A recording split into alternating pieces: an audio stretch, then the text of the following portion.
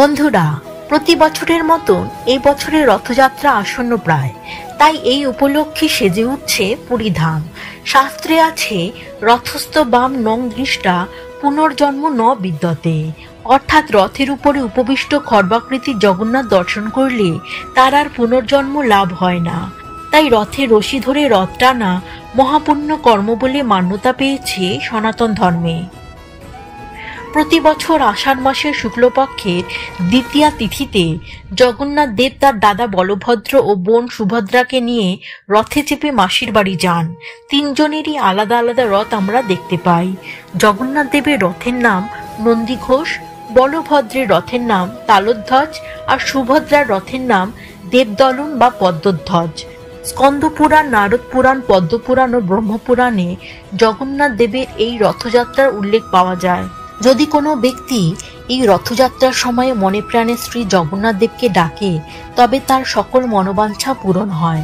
এই বছর 1431 বঙ্গাব্দ 2024 সালে এই পবিত্র রথযাত্রার সময় পড়েছে আগামীকাল 22 আষাঢ়, ইংরাজির 7 জুলাই রবিবার সকাল 7:37 শুরু হবে শ্রী শ্রী জগন্নাথ দেবের পবিত্র রথযাত্রা।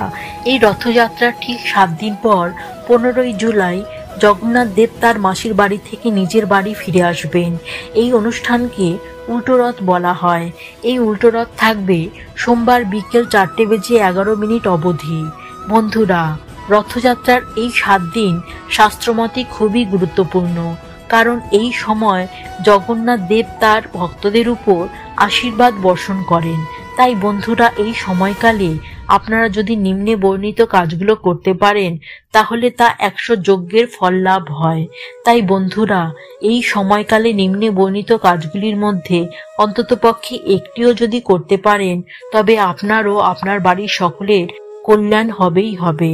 শাস্ত্রমতে যেদিন রথযাত্রা শুরু হচ্ছে সেই দ্বিতীয়া তিথিতেই সব থেকে শুভ সময় হিসেবে গণ্য হয়। তাই বন্ধুরা, এই সময়ে যে কোনো মাঙ্গলিক কাজ সব থেকে শুভ ফল প্রদান করে।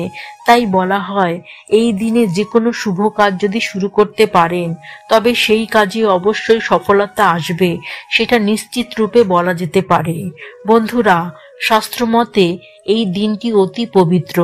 তাই রথযাত্রা দিনের এই পুণ্যতিথিতে আপনি যদি আপনার নতুন গৃহে প্রবেশ করেন, অর্থাৎ গৃহপ্রবেশের অনুষ্ঠান আয়োজন করেন, তবে তা অত্যন্ত শুভ বলে গণ্য করা হয়। এছাড়া গৃহপ্রবেশের অনুষ্ঠান ছাড়াও ভিত পূজার জন্যও এই দিনটি অত্যন্ত শুভ। তাই আপনি যদি গৃহ নির্মাণ করতে চান, তবে সেই গৃহের ভিত পুজো এই দিনে করতে পারেন।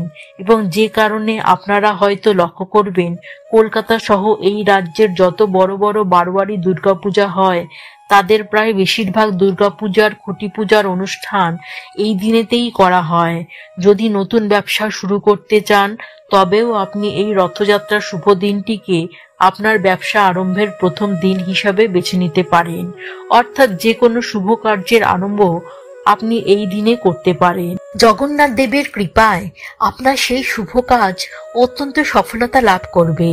বন্ধুরা, যে কোনো পুণ্যতিথি গঙ্গা স্নানের জন্য আদর্শ হিসাবে গণ্য করা হয়।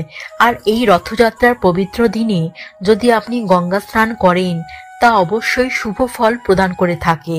তাই এই তিথি যখন শুরু হচ্ছে আর যখন শেষ হচ্ছে, সেই সময়ের মধ্যে আপনি গঙ্গা স্নান পারলে করে ফেলতে পারেন। যদি আপনার বাড়ির কাছে গঙ্গা নাও থাকে, তবে সেই সময়ের মধ্যে যে কোনো প্রবাহিত জলে স্নান করে নিতে পারেন। তারপর স্নান সেরে শুদ্ধ বস্ত্র পরে জগন্নাথ দেবকে দর্শন ও প্রণাম করে তার রথের দড়ি অবশ্যই টানবেন। এটি একটি অত্যন্ত পুণ্য কর্ম বলে জানবেন।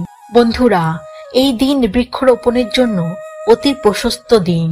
আপনি যদি আপনার বাড়ির উঠানে, বাড়ির আশেপাশে একটি গাছ লাগান, তাহলে তা আপনার জন্য অত্যন্ত শুভ বলে বিবেচিত হয়। তাই আপনি পারলে এই দিনে একটি গাছ লাগান, তা আপনার ও আপনার পরিবারের জন্য অত্যন্ত মঙ্গলদায়ক হবে।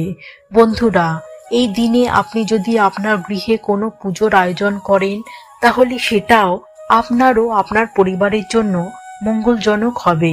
কিন্তু যদি এই বিশেষ পূজার আয়োজন করতে না পারেন, তবে আপনার বাড়িতে থাকা জগন্নাথ দেবের বা ভগবান শ্রীকৃষ্ণের মূর্তি, ফটো যাতে হোক না কেন, তাতেই আপনি আপনার নিজের হাতে গাঁথা ফুলের মালা ও তুলসী পাতা নিবেদন করবেন। এছাড়াও তার সাথে একটি মিষ্টান্ন অবশ্যই নিবেদন করবেন। তবে সেটা যদি মালপোয়া হয় তবে তা আরো ভালো হয়, এতে জগন্নাথ দেব অত্যন্ত প্রসন্ন হন। তবে বন্ধুরা, আপনি এটা অবশ্যই জানবেন, আপনার সাধ্যমতো নিষ্ঠার সঙ্গে ওই দিনে আপনি জগন্নাথ দেবকে যা কিছুই নিবেদন করবেন তাই আপনার পক্ষে মঙ্গলজনক হবে।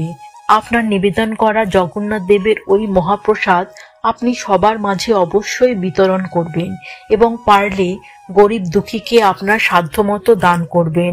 এছাড়াও ওই দিন পথশিশুদের খাওয়াতে পারেন, অবলা জীবজন্তুদের খাওয়াতে পারেন, গরিব দুঃখীকে আপনার সাধ্যমতো খাদ্য বস্ত্র দান করতে পারেন। আশা করি বন্ধুরা এই ভিডিওটি আপনাকে সমৃদ্ধ করেছে। ভিডিওটি ভালো লাগলে লাইক শেয়ার অবশ্যই করবেন।